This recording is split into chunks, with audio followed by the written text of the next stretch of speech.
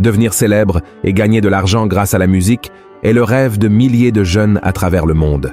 Mais seule une petite fraction de ces personnes parvient à atteindre le grand objectif de devenir une star d'état scène, d'être connu dans le monde entier et d'avoir une légion de fans. Et la vision que la plupart d'entre nous avons de ceux qui atteignent ce niveau de succès est celle d'une vie parfaite, sans problème, douleur ou tristesse. Après tout, ces personnes ont tout ce que l'argent peut acheter, en plus de l'admiration et de la reconnaissance des foules. Mais ce que peu de gens savent, c'est que cette vie de glamour cache des problèmes si graves que beaucoup d'entre eux ne supportent pas le poids, se livrant à l'alcool, aux drogues ou renonçant à leur vie. La preuve en est le mystérieux Club des 27, qui, pour ceux qui ne le savent pas, est un groupe de grands artistes mondialement connus ayant perdu la vie à l'âge de 27 ans, au sommet de leur carrière. Et ce qui nous intrigue le plus, c'est que tous sont morts de manière tragique ou mystérieuse. De nombreuses suppositions ont été émises, notamment que ces artistes auraient conclu un pacte sinistre avec le diable pour obtenir le succès mondial. En échange, ils auraient offert leurs âmes, qui auraient été réclamées par Satan lorsqu'ils ont atteint 27 ans. Mais est-ce réel ou est-ce simplement une coïncidence? Dans la vidéo d'aujourd'hui, je vais vous révéler ce qui se cache derrière ce mystère et vous serez surpris de voir comment les pièces s'assemblent et tout prend sens. Mais avant de commencer, je veux que vous vous abonniez à ma chaîne. C'est très rapide. Cliquez sur le bouton s'abonner juste en dessous de la vidéo et activez la cloche de notification pour ne manquer aucune de mes vidéos. D'accord? Maintenant, allons-y. Pour ceux qui ne le savent pas, au total, 16 chanteurs et artistes très célèbres sont morts de manière tragique ou mystérieuse exactement à l'âge de 27 ans. Et dans cette vidéo, nous allons parler de 7 des plus célèbres, puis nous parlerons des causes possibles de leur décès. D'accord? Allons-y. Le premier artiste, Robert Johnson. Johnson a été le premier artiste à faire partie de ce club des 27.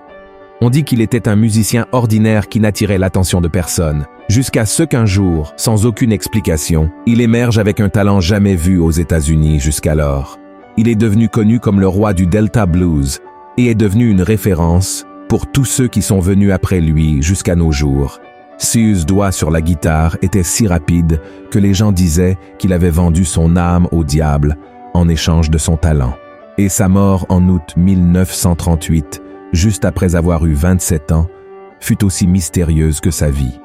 Bien que l'autopsie ait indiqué que Robert Johnson est mort de syphilis, certains croient qu'il a été empoisonné par un mari jaloux d'une de ses nombreuses maîtresses.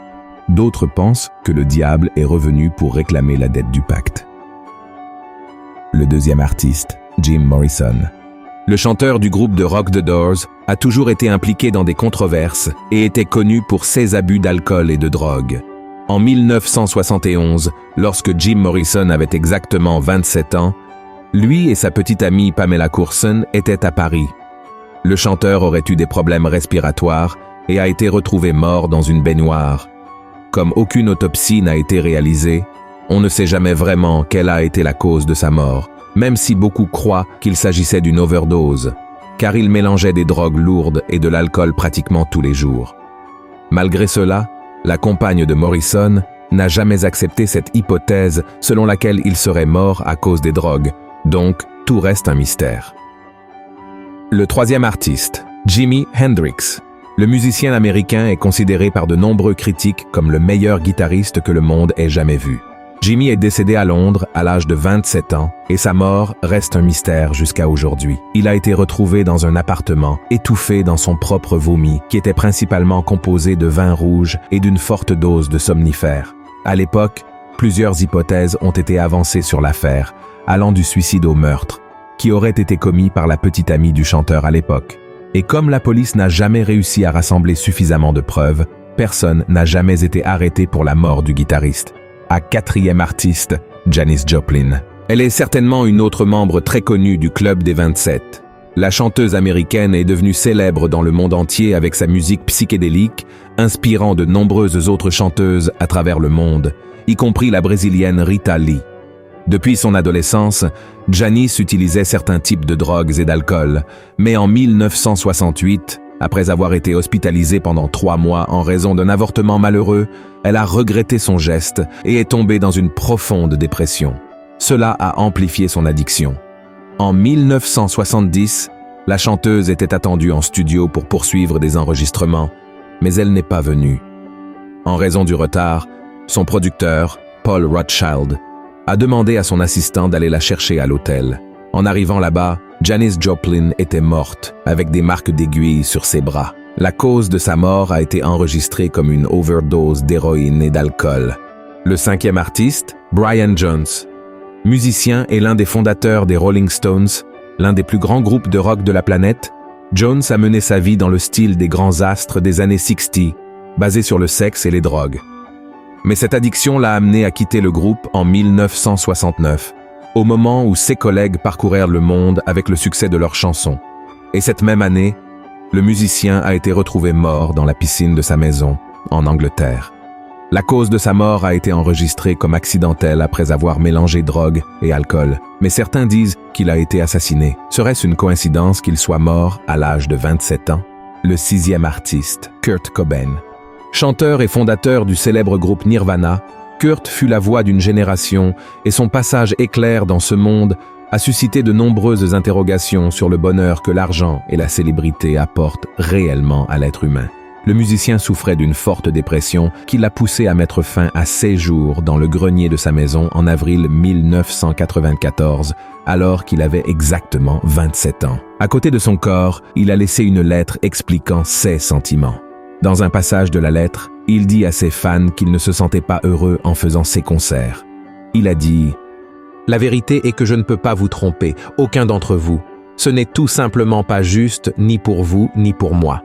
Le pire crime que je puisse imaginer serait de tromper les gens en étant faux et en faisant semblant de m'amuser à 100%.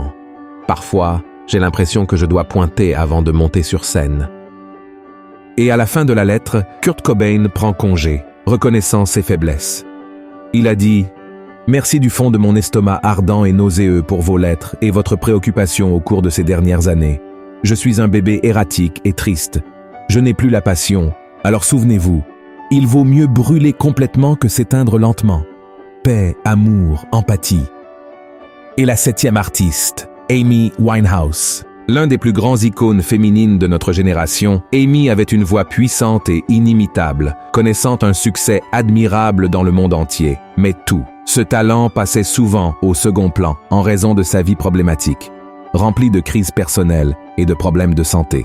L'artiste a été hospitalisé en raison de ses addictions aux drogues et à l'alcool, mais la cause de sa mort a été enregistrée comme une consommation excessive d'alcool après une période d'abstinence. À ce moment-là, elle souffrait également de boulimie, ce qui aurait pu aggraver la situation et conduire Amy à la mort à l'âge exact de 27 ans.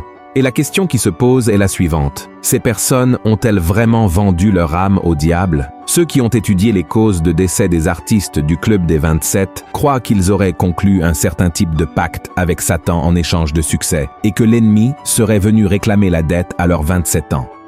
Mais est-ce logique? Tout d'abord, nous devons savoir que la Bible ne mentionne aucun cas de quelqu'un ayant vendu son âme au diable. Savez-vous pourquoi? Parce que cela n'est pas possible. Personne ne peut vendre quelque chose qui ne lui appartient pas, car la vie ne nous appartient pas à nous-mêmes. Nous appartenons tous à Dieu. Et dans le livre d'Ézéchiel, chapitre 18, verset 4, Dieu lui-même dit « Voici, toutes les âmes sont à moi, l'âme du Fils comme l'âme du Père, l'une et l'autre sont à moi. » Alors, dire que quelqu'un a vendu son âme au diable n'est qu'une façon de parler. Cela signifie que cette personne a choisi de suivre un chemin très mauvais, totalement contraire à ce que Dieu désire pour atteindre ses objectifs sans se soucier des conséquences néfastes. Ainsi, beaucoup font effectivement des pactes et consacrent leur vie à Satan à travers des prières, des rituels, des invocations, et à partir de là, elles donnent une totale légitimité au mal pour entrer. Cependant, si elles changent d'avis, se repentent de leurs péchés et croient en Jésus comme le seul sauveur, rien ne peut les empêcher d'être sauvés et libérés du pouvoir des ténèbres. Il n'existe pas d'accord permanent avec le diable qui ne puisse être annulé. Et l'histoire de Job dans la Bible nous montre clairement que le pouvoir de Satan est limité par la volonté de Dieu, qui nous donne tous les moyens de nous défendre contre les attaques du diable. Mais, même si nous appartenons à Dieu, il ne nous oblige pas à rester à ce côté. La parabole du fils prodigue racontée par Jésus montre que le Père, bien qu'attristé, respecte la liberté du Fils lorsqu'il décide de partir. Donc, si nous choisissons de nous éloigner de Dieu, il respecte notre décision, même s'il souffre en sachant que nous nous dirigeons vers la perdition. Et je crois que l'utilisation de drogue, d'alcool, de médicaments utilisés de manière irresponsable, et même le suicide, tout cela a la même origine, le manque de paix. Ces artistes avaient la renommée, l'argent, les manoirs, les meilleures voitures, fréquentaient les meilleurs restaurants, étaient aimés par des millions de personnes à travers le monde. Mais ils n'avaient pas la paix du Seigneur Jésus, qui protège notre cœur et notre esprit, même dans les pires moments, dans les pires crises. Et nous devons savoir que d'avoir de la renommée n'est pas un péché, d'accord? La Bible dit que Jésus lui-même était très célèbre en son temps.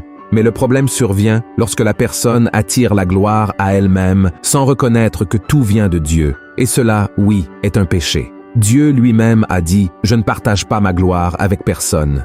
Frère, l'homme n'a pas été fait pour recevoir de la gloire. Et lorsque cela arrive, comme dans le cas de ces personnes célèbres, elles ne savent pas comment gérer cela et ne supportent pas ce poids, aussi plaisant que cela puisse paraître au début. Avec le temps, cela devient de plus en plus lourd, jusqu'à devenir insoutenable. C'est pourquoi nous voyons tant d'artistes déprimés, malades et même se suicidant. De plus, la plupart des personnes célèbres se sentent obligées d'être toujours bien, heureuses, belles, jeunes. Et nous savons que la vie réelle n'est pas ainsi. Et cela sans parler des grands agendas, des nombreux engagements et des agents qui les poussent à gagner de plus en plus d'argent. Et en approchant de la trentaine ou de la quarantaine, l'homme a généralement une crise de la mi-vie. Certains mettent un peu plus de temps, mais ceux qui vivent le plus stressés voient souvent ce processus s'accélérer dans leur vie. Et où je veux en venir avec tout cela, il est fort probable que la plupart de ces membres du club des 27 traversaient une crise existentielle où ils se rendèrent compte que tout ce qu'ils avaient rêvé toute leur vie n'était rien. C'était comme courir après le vent, comme le roi Salomon en a conclu à la fin de sa vie. Le vide existentiel les a conduits à la drogue, à l'alcool, aux médicaments et au désir de mettre fin à cette souffrance. C'est très triste de voir à quel point l'homme est trompé par les plaisirs éphémères de ce monde, n'est-ce pas? C'est pourquoi le Christ a posé la question: à quoi servirait-il à l'homme de gagner le monde entier et de perdre son âme? Et même s'il est bon d'avoir de l'argent, du talent et la reconnaissance des gens, nous devons comprendre que notre maison n'est pas ici. Nous sommes de passage dans ce monde, et pour cette raison, nous avons encore l'opportunité de choisir où nous passerons l'éternité. Je veux être pour toujours avec Jésus. Et toi? Si tu as aimé ce message, partage-le sur WhatsApp, envoie-le à tes amis et à ta famille et abonne-toi à ma chaîne. Je t'attends dans la prochaine vidéo. Que Dieu te bénisse puissamment.